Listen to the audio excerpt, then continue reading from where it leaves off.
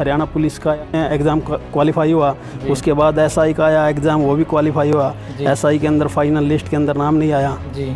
तो इसमें नॉर्मलाइजेशन लागू कर दी गई है हरियाणा के अंदर, उससे क्या फ़र्क पड़ेगा रहेगा? ट्रेनिंग में क्या कुछ होता है वो बताएं। तो मेंढक चाल होती है वो की है कभी ट्रेनिंग में? बिल्कुल जी, मेंढक चाल बिल्कुल खूब की है, फंट्रोल भी किए हैं। फंट्रोल होता है जैसे हम कलाबाद दिखाते हैं उसको फंट्रोल बोलते हैं। हाँ, अब मेंढक चाल बोल रहे हो, आपको डड्डू बोलते हैं। हाँ, ट्रेनिंग के दौरान बिल्कुल खूब किया है, बड़ी मस्ती से ट्रेनिंग बड़े मिलेंगे। ऐसी कोई बुक है जिसमें हरियाणा पुलिस से संबंधित या पूरे भारत की पुलिस से संबंधित जो भी क्वेश्चन है वो हो जी? अगर दुनिया के लिए एग्जाम्पल ना बने तो इस ज़िंदगी को जीना क्या फ़ायदा। नमस्कार दोस्तों, मैं मुनीश पुलिस आप सभी का स्वागत करता हूं। बहुत ज़्यादा डिमांड आ रही थी कि सर हरियाणा पुलिस की कांस्टेबल की मोटिवेशनल वीडियो बनाओ कि क्या क्या होता है, कैसे तैयारी करें, एग्ज़ाम नज़दीक है। मैं आपके साथ मौजूद हूं एक बहुत ही अच्छी सक्सेस स्टोरी लेकर। मेरे साथ मौजूद वीरेंद्र सिंह जी, जो कि छात्र गाँव से बहुत ही अच्छे व्यक्ति हैं। ये हमें बताएंगे कांस्टेबल के बारे में, जो सोशियो इकोनॉमी के जो हमारे नंबर लगते हैं उनके बारे में हम खासकर जानेंगे। बहुत डिस्टर्बेंस में बच्चे की कैसे लगते हैं, क्या चक्कर है, कैसे तैयारी करें, सब कुछ इनसे हम जानेंगे। सर आपका बहुत बहुत स्वागत है हमारे चैनल पर। Thank you sir. सबसे पहले अपने बारे में बताएं। जी सर, मेरा नाम है वीरेंद्र सिंह जी। मैं छात्र गाँव से बिलोंग करता हूँ। हरियाणा पुलिस में कांस्टेबल के पद पर सिरसा में कार्यरत हूँ जी। फिलहाल मेरी पोस्टिंग सिरसा पुलिस लाइन में है जी। आपने कितनी तैयारी की थी, क्या क्या एक्सपीरियंस रहे थे, वो हमारे साथ शेयर करें। जी सर, तैयारी तो सर मैं 2017 से कंटिन्यू कर रहा था जी। मैं दिल्ली मैंने 6-7 महीने दिल्ली तैयारी की जी। मैथ और इंग्लिश की मैंने वहाँ पे कोचिंग ली। उसके बाद मैं हिसार आ गया। हिसार मैंने सेल्फ स्टडी की जी। हिसार के बाद फिर मैं अपने उचियाना में यहाँ गीतांजलि लाइब्रेरी के अंदर मैंने 2 महीने यहाँ की सेल्फ स्टडी। उसके बाद फिर मैं टीच करने लग गया जी। फिर मैं एवरेस्ट के कंपटीशन सेंटर जींद में मैथ फैकल्टी के रूम में मैंने 1 साल काम किया जी। उसके बाद फिर हरियाणा पुलिस का एग्ज़ाम आया। उससे पहले हरियाणा क्लर्क का एग्ज़ाम था, वो भी मेरा क्वालिफाई था। अच्छा जी। हाँ, उसके अंदर मैं फाइनल लिस्ट के अंदर रह गया था जी। कई बार बच्चों के साथ ऐसा ही होता है, फाइनल लिस्ट में रह जाते हैं तो हिम्मत सी तोड़ देते हैं, कई तैयारी करना छोड़ देते हैं। जी सर, नहीं हिम्मत नहीं, हमने और ज़्यादा मेहनत की। हमने भाई मेहनत जारी रखी। हमने ये था कि भाई भगवान ने और अच्छा लिख रखा अपने जी। हाँ, इसलिए हम कंटिन्यू मेहनत करते रहे जी। आगे फिर हरियाणा पुलिस का आया एग्ज़ाम क्वालिफाई हुआ। उसके बाद एसआई का आया एग्ज़ाम, वो भी क्वालिफाई हुआ। एसआई के अंदर फाइनल लिस्ट के अंदर नाम नहीं आया जी। फिजिकल हुई थी, डॉक्यूमेंट वेरिफिकेशन हुई, वो सब क्वालिफाई किया, लेकिन फाइनल लिस्ट में रह गए थे। फिर भी हौसला और जुनून को बनाए रखा जी। बहुत अच्छा आपने बताया। क्या पता सफलता आपकी एक और कोशिश का इंतजार कर रही है। जी बिल्कुल, मेहनत जारी है जी। बहुत अच्छा पढ़ाया भी आपने बच्चों को। तो आप क्या देखते थे, क्या गलतियां कर रहे हैं बच्चे क्या करते हैं, पढ़ने का तरीका थोड़ा सा बच्चों का है ना, वे ऑफ लर्निंग है ना, वो नहीं है उनका सही सा। क्या करते हैं बच्चे, कभी कोई बुक बता दी वो उठा ली, दूसरी बुक बता दी वो उठा दी, उसको एक को छोड़ के दूसरी के पीछे चले जाते हैं। बिल्कुल, कोई भी एक बुक पढ़ो आप, उसको अच्छे तरीके से पढ़ो जी। जैसे लूसेंट है, उसको अच्छे, एक धनखड़ पब्लिकेशन है वो है, यानी कि इम्पोर्टेंट फैक्ट्स के लिए ये बहुत अच्छी बुक है। अगर आपने डिटेल में पढ़ना है वो एनसीईआरटी ही पढ़िए, उससे बेस्ट कोई बुक नहीं है फिर जी। आपने दिल्ली में पढ़ाई की है जी सर। क्या शेड्यूल रहता था पढ़ाई का? दिल्ली में मैं सिर्फ मैथ और इंग्लिश की ही कोचिंग ली थी मैंने जी। मैं सुबह 9 से 12 इंग्लिश अंकुल सर के पास पढ़ता था। इवनिंग में मैंने राकेश सर के पास मैथ किया है जी। वहाँ इवनिंग में मैं 4 बजे से 7 बजे तक राकेश यादव सर के पास मैथ पढ़ता था जी। जी सर, मैंने सिर्फ 2 ही चीज़ों की कोचिंग ली, बाकी मैं सेल्फ स्टडी की है जी। बाकी सब सेल्फ स्टडी से हो जाएगा। बिल्कुल। तो इसमें नॉर्मलाइजेशन लागू कर दी गई है हरियाणा के अंदर, उससे क्या फ़र्क पड़ेगा? नॉर्मलाइजेशन का देखो फ़र्क तो पड़ता है। मान लो कोई किसी शिफ्ट में पेपर आया है आसान, दूसरी शिफ्ट में आया है थोड़ा सा टाइट पेपर जी। अब नॉर्मलाइजेशन का रेशियो देखते हैं क्या किया जाता है, 40-60 है या फिर 70-30 है, कुछ इस तरीके का नॉर्मलाइजेशन का रेशियो देखा जाएगा जी। मतलब जिसका पेपर मुश्किल आया उसको कहीं ना कहीं फ़ायदा मिलेगा। बिल्कुल जी। तो कितने नंबर का फ़ायदा लगभग हो सकता है आपके हिसाब से, जैसे फीमेल कांस्टेबल में था? और नॉर्मलाइजेशन जो होगा ना वो रेशियो पे डिपेंड करेगा। अच्छा, किस रेशियो में नॉर्मलाइजेशन किया गया है। अच्छा। आसान पेपर का 40% ले लिया हो और जो टाइट था उसका 60% उठा लिया हो, इस तरीके से वो अपने हिसाब से करेंगे। जी जी। हरियाणा कांस्टेबल का पेपर की डेट बताई गई है नेक्स्ट मंथ, 1 महीना हमारे पास है। क्या पढ़ना चाहिए 1 महीने में? 1 महीने में अब करंट पढ़नी चाहिए और जितना हो सकता है ऑनलाइन वीडियो, खासकर ऑनलाइन वीडियो उनको देखो, और सेल्फ स्टडी में जो आपका टॉपिक रहता है सिर्फ उनको देखो और कुछ नहीं। और जितना आपने पढ़ रखा है उसको आप रिपीट करते रहो एक बार। अच्छा जी। यही रहेगा। तो मतलब नया करने की जरूरत है या नहीं? अब नया देखो, नए के चक्कर में आप पीछे वाला भी छोड़ दो, वो नहीं है। आपने जितनी तैयारी की उसको रिपीट करो एक बार तो आप जी। हाँ, बाकी जितना ऑनलाइन करंट से रिलेटेड आप पढ़िए जी, वो वीडियो में देखते रहिए। आप वीडियो आप देखने की बोल रहे हैं, पता है क्या होता है, जैसे कि वो ऑब्जेक्टिव क्वेश्चन करवाए जाते हैं वीडियोस में। जी सर। बहुत से जो टीचर हैं वो करवा रहे हैं, बहुत अच्छा करवा रहे हैं, लेकिन उसमें टाइम बहुत ज़्यादा कंज्यूम हो रहा है। जी सर। आपकी क्या राय है, ऑब्जेक्टिव वो करने का फ़ायदा है या नहीं?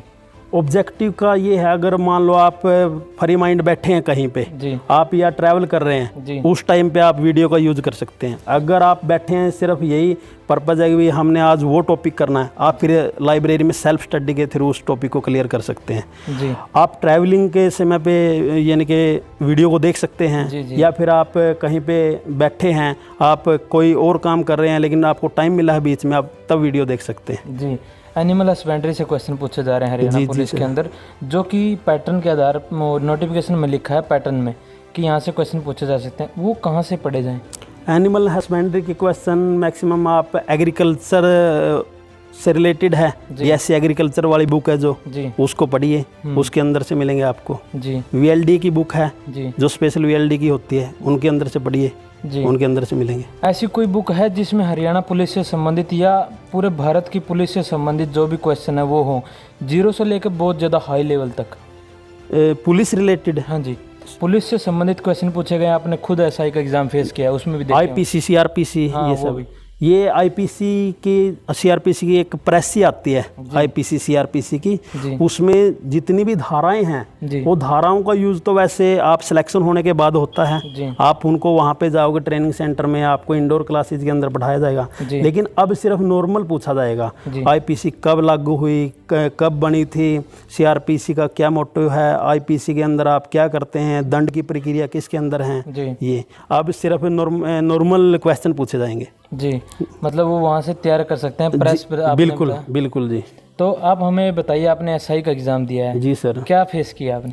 एसआई का एग्ज़ाम लेवल, मतलब एसआई का एग्ज़ाम का बहुत आसान डाला हुआ था जी। कुछ क्वेश्चन ऐसे थे जो मतलब आउट ऑफ सिलेबस बोल सकते हैं आप उनको। जी, वो तो किसी को नहीं आते। बिल्कुल, वो मतलब एक देहाती से क्वेश्चन होते ना जो अपने, बिल्कुल इस तरीके से। बच्चे बहुत डिस्टर्बेंस में रहते हैं। जो सोशियो इकोनॉमिक के नंबर होते हैं ना, वो किस आधार पे लगाए जाते हैं? वो सोशियो इकोनॉमिक के नंबर हैं जो, वो 20 नंबर हैं, वो इस तरीके से 5 नंबर फादरलेस जी। अगर बच्चे फादर एक्सपायर हुए हैं, उनकी एज, जब बच्चे की एज या तो 14 ईयर हो जी, या उससे कम हो, या फिर फादर जब एक्सपायर हुए उनकी एज 42 ईयर से कम हो, वो 5 नंबर तब मिलते हैं। मदर का कोई चक्कर नहीं है? मदर का कोई चक्कर नहीं इसमें। अच्छा जी। बाकी के 5 नंबर? बाकी के 5 नंबर हो गए अगर घर में जॉब नहीं है उसके। 3 नंबर एनसीसी का, अगर आपका सी सर्टिफिकेट है तो 3 नंबर, बी है तो 2 नंबर, ए है तो 1 नंबर, इसी तरीके से एनएसएस के जी। हाँ, और क्वालिफिकेशन के अगर आपने ग्रेजुएशन कर रखी तो ग्रेजुएशन, ये एसआई के अंदर इन्होंने मेंशन कर रखा है कंप्यूटर साइंस से बीटेक या बीएससी हो आप, जूलॉजी से, बायोलॉजी से, एलएलबी हो आप, इनके तो 4 नंबर मिलेंगे आपको ग्रेजुएशन में। अगर आपने मास्टर डिग्री कर रखी है इन्हीं जो अभी बताए हैं इन्हीं स्ट्रीम के अंदर, तो आपको 3 नंबर और मिलेंगे। ग्रेजुएशन के कांस्टेबल में 4 नंबर मिलते हैं, मास्टर डिग्री के 3 नंबर मिलते हैं। 4 3 7 3 एनसीसी के 10 आपने वो बताया, 20 के 20 हो गए। 20 के 20। एक बात बताइए, जो लड़की मैरिड हो जाती है जी सर, तो वो अगले घर चली जाती है, अगर उस अगले घर में कोई मतलब जॉब पे हो तो क्या उसको नंबर मिलेंगे या नहीं? अगर लड़की मैरिड हो गई, उसका आधार कार्ड वहीं का है, आधार कार्ड उसका, अब पहले तो इन्होंने क्या मेंशन कर रखा था भाई, घर में कोई भी जॉब पे हो जी तो प्रत्येक कैंडिडेट के ऊपर लागू होता था। अब लड़की इन्होंने इसके अंदर से अलग कर दी गई है। अच्छा, लड़की के ऊपर ये बात लागू नहीं होगी जी जी।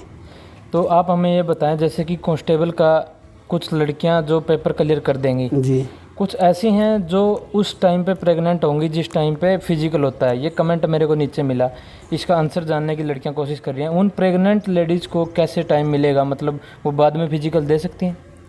ऐसा तो नहीं है अभी तक तो जी बाकी अभी कुछ अलग क्राइटेरिया बनाया हो तो अलग है। हाँ, ऐसा है सिलेक्शन होने के बाद अगर आपका सिलेक्शन हो गया, आप ट्रेनिंग पे जा रहे हो तो वहाँ पे अनविलिंग हो सकते हो, ट्रेनिंग आपके अगले बैच के साथ हो जाएगी। अच्छा जी। ये हो सकता है। और अगर फिजिकल के लिए रिक्वेस्ट की जाती है HSSC के अंदर जाकर तो भी शायद आगे बढ़ाया जा सकता है। शायद हो सकता है ये, तो उनको यही सलाह देंगे हम। हाँ, ये यानी कि आप यानी कि कोर्ट के थ्रू जा सकते हो आप जी, या फिर आप HSSC के अंदर आप अपनी मतलब रिक्वेस्ट डाल सकते हो। जी हाँ। अंतिम क्वेश्चन आपसे रहेगा, ट्रेनिंग में क्या कुछ होता है वो बताएं। ट्रेनिंग के अंदर जैसे देखो हमारा सिलेक्शन हुआ, सिलेक्शन होने के बाद हमें सबसे पहले मेडिकल के लिए ले जाया जाता है जी। मेडिकल करवाने के बाद फिर हमें बेल्ट नंबर अलॉट किए जाते हैं जी।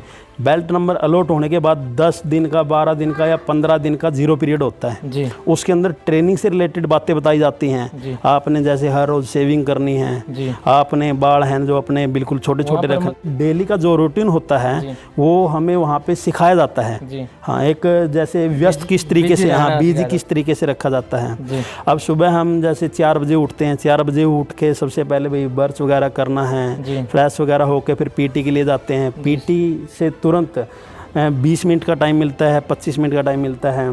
तो अब वापस आते फिर परेड के लिए तैयार होके फिर वापस ग्राउंड में जाना होता है जी। वहाँ से फिर 8 साढ़े 8 बजे छोड़ देते हैं। आने के बाद नहाने के बाद ब्रेकफास्ट होगा।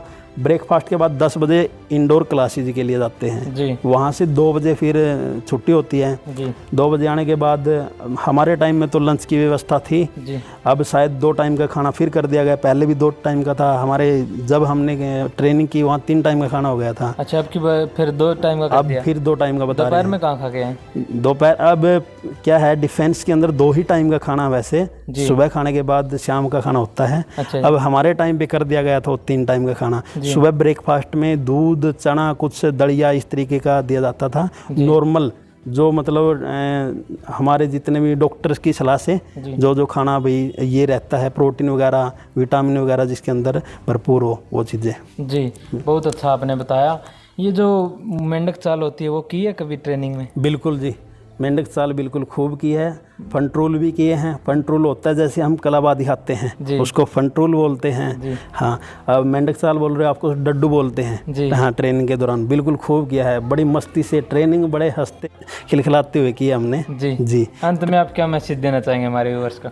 हम यही कहना चाहेंगे भाई देखो, आप अच्छी तैयारी करिए, आइए, पुलिस के अंदर आप वेलकम हैं। और आप तैयारी इस तरीके से कीजिए कि आपने कोई भी टॉपिक उठाया, मान लीजिए आपने हरट का टॉपिक उठाया, हरट को इतने अच्छे तरीके से आप पढ़िए कि हरट का कोई भी क्वेश्चन न छूटे आपका जी। जो पढ़ो तो ऐसे पढ़ो कि दोबारा पढ़ना ही ना पड़े, यानी कि आप कम पढ़िए, अच्छा पढ़िए जी। जी, एक बुक को पढ़िए, अच्छे तरीके से पढ़िए। मैं कहता हूँ हरियाणा के एग्ज़ाम के लिए अगर GS इंडिया प्लस वर्ल्ड पढ़ने है तो लूसेंट द बेस्ट है। एक बुक को अच्छे तरीके से पढ़ लीजिए।